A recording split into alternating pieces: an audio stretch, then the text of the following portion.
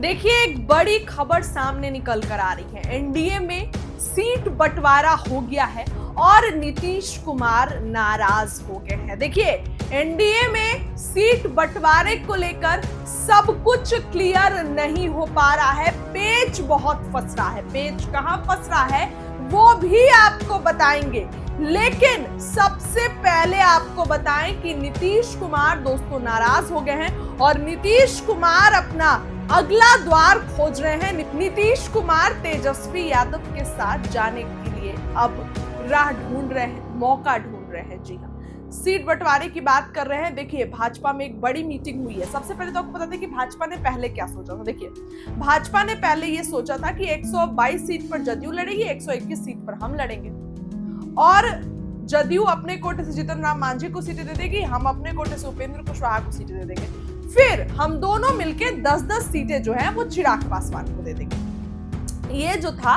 वो पहले आंकड़ा था, भाजपा ने ये सोचा था। लेकिन भाजपा का ये प्लान धरा का धरा रह गया। घटक दल इतने आसानी से नहीं मानेंगे। देखिए, भाजपा के तरफ से एक बड़ी मीटिंग की गई, मतलब कि एनडीए घटक दलों की मीटिंग हुई जिसमें जीतन राम मांझी, ललन सिंह, चिराग पासवान, उपेंद्र कुशवाहा सब लोग शामिल हुए और ये सब लोग जो है वो शामिल तो हो गए, लेकिन इन लोगों ने अपनी ऐसी डिमांड रखी कि भाजपा का जो प्रतिनिधित्व कर रहे थे वहां पे, तो उनके तो फ्यूज ही उड़ गए। उन्होंने सोचा कि कैसे जो है वो ये सीट बंटवारा होगा। तो जीतन राम मांझी जो है वो सीधे 20 सीटों की डिमांड करते हैं।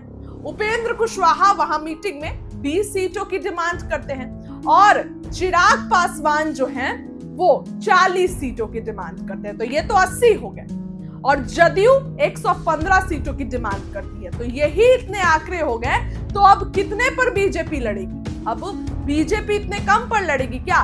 तो फिर इन लोगों को मनाया गया, इन लोगों को समझाया गया, बहुत मान मनौवल हुआ मीटिंग में। तब जाके ये लोग बोले कि ठीक है, 15 नहीं, 20 नहीं तो 15 पर उपेंद्र कुशवाहा राजी हुए, जीतन राम मांझी राजी हुए। तो ये 15 सीट हो गई। चिराग भी जो है वो 30 सीट पर आ गए। तो ये दोस्तों 60 सीट तो ऐसे ही हो गई। अब बीजेपी, जदयू जो है, बीजेपी के घटक दल जदयू, वो लेकिन 115 से 112 सीट पर जदयू आती है। 115 से 112 सीट। तो आप अगर जोड़िए तो 60 सीट इधर हो गए और प्लस 112 सीट अगर आप देखते हैं दोस्तों तो 172 होता है। अब 243 में से आप अगर 172 माइनस करते हैं तो मात्र 71 सीट बचती है। 243 में से अगर 172 माइनस करते हैं तो मात्र 71 सीट बचती है। अब क्या 71 सीट पर बीजेपी चुनाव लड़ेगी? सिर्फ 71 सीट्स पर बीजेपी चुनाव लड़ेगी? ये सवाल खड़ा होता है।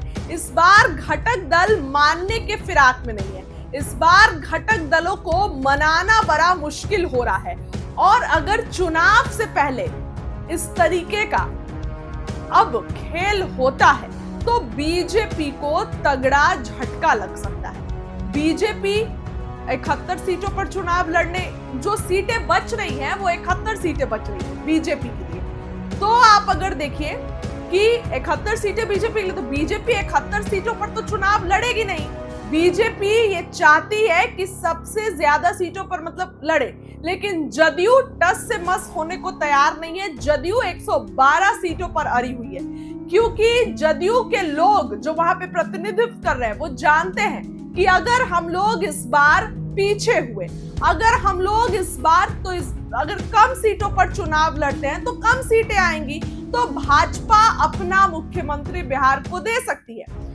यही कारण है कि जदयू जो है वो जमकर तैयारी कर रही है और 112 सीटों पर से कम पर लड़ने का नाम नहीं जदयू ले रही है। घटक दलों को तो खूब समझाया जा रहा है, लेकिन इस बार जदयू बिल्कुल भी मानने को तैयार नहीं है। इस तरीके का जो है वो ओवरऑल सीट बंटवारा हो रहा है। लेकिन बीजेपी जो है ये चाहती है कि हम लोग ज्यादा सीटें दें। फिर बीजेपी का प्लान ये है कि 100 सीट पर जदयू जो है वो जदयू लड़ ले, 100 सीट पर हम लड़ ले। बाकी जो सीटें बच रही हैं उसमें 10 सीट जीतन राम मांझी को, 10 सीट उपेंद्र कुशवाहा को और जो सीटें बच रही हैं 23 सीटें, उस पे चिराग पासवान चुनाव लड़ेंगे। थोड़ा मान मनौवल होगा जब चिराग 50 से 40 पर आए, 40 से 30 पर आए, तो 23 पर भी लाने की कोशिश बीजेपी करेगी। लेकिन क्योंकि इस बार घटक दल बहुत ज्यादा जो है वो एकदम अपने बातों पर उनका स्टैंड क्लियर है, इसीलिए आप सोच सकते हैं कि इस बार बीजेपी के लिए मुश्किलें बढ़ती जा रही है। बीजेपी बिल्कुल अलर्ट है। वहीं आपको ये भी बताएं सबसे पहले तो कि बीजेपी अब चिराग पासवान को मनाने में लगी, और मनाने का काम किसका है तो बीजेपी के शीर्ष नेतृत्व का है। बीजेपी में अगर कोई भी मुसीबत आती है तो बीजेपी के चाणक्य कहे जाने वाले अमित शाह इन सब चीजों को टैकल करते हैं, अमित शाह इन सब चीजों को देखते हैं। तो चिराग पासवान को मनाने का काम करेंगे गृह मंत्री अमित शाह, समझाने का काम करेंगे, क्योंकि लोकसभा में उनकी सारी मांगे सुनी गई। इसीलिए चिराग पासवान को अगर दोस्तों बात करें तो 23 सीटों पर बीजेपी निपटाना चाह रही है। 10 सीट उपेंद्र कुशवाहा और 10 सीट जीतन राम मांझी, क्योंकि अब मुकेश सहनी की भी पिक्चर क्लियर लग रही है। मुकेश सहनी भी नहीं आने वाले हैं, महागठबंधन के साथ सेट हो गए हैं। और अगर भाजपा की तरफ से बात करें तो भाजपा 100 सीट और जदयू 100 सीट, और उसके बाद ये जो है 10-10 सीट घटक दलों के बीच और 23 सीट चिराग पासवान को। लेकिन जदयू 112 सीटों पर मानने को तैयार नहीं है, नीतीश कुमार के ही डायरेक्शन से, क्योंकि जदयू चाहती है कि सबसे ज्यादा सीटों पर हम चुनाव लड़े, और यही कारण है कि जदयू जो है वो बिल्कुल कम सीटों पर लड़ने को तैयार नहीं है। अब आने वाले दिनों में क्या कुछ होगा ये देखने वाली बात होगी। सीटों पर जो है वो मानते हैं या नहीं ये भी देखने वाली बात होगी। सीटों पर जदयू मानती है या नहीं मानती है ये भी देखने वाली बात होगी। और चिराग पासवान को अभी मतलब एक कह सकते हैं उनको मनाया जा रहा है कहीं ना कहीं, और कहीं ना कहीं उनको समझाया जा रहा है कि आप इतने सीटों पर चुनाव लड़े, 23 सीटों पर आप लड़े।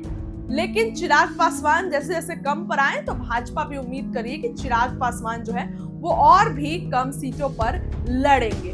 तो ऐसे में ये जो है अभी हमारे पास खबर आई वो हमने आपको बताया, बहुत मीटिंग हो रही है, बार बार जो है वो भाजपा की तरफ से मीटिंग हो रही है, क्योंकि सीट शेयरिंग का मुद्दा सुलझने का नाम नहीं ले रहा है। सभी घटक दलों के अपने ही कुछ ख्वाहिशें और अपने ही फरमाइश है। इस खबर के लिए इतना ही। आपको क्या लगता है कैसे होगा सीट बंटवारा, कमेंट में जरूर लिखिए।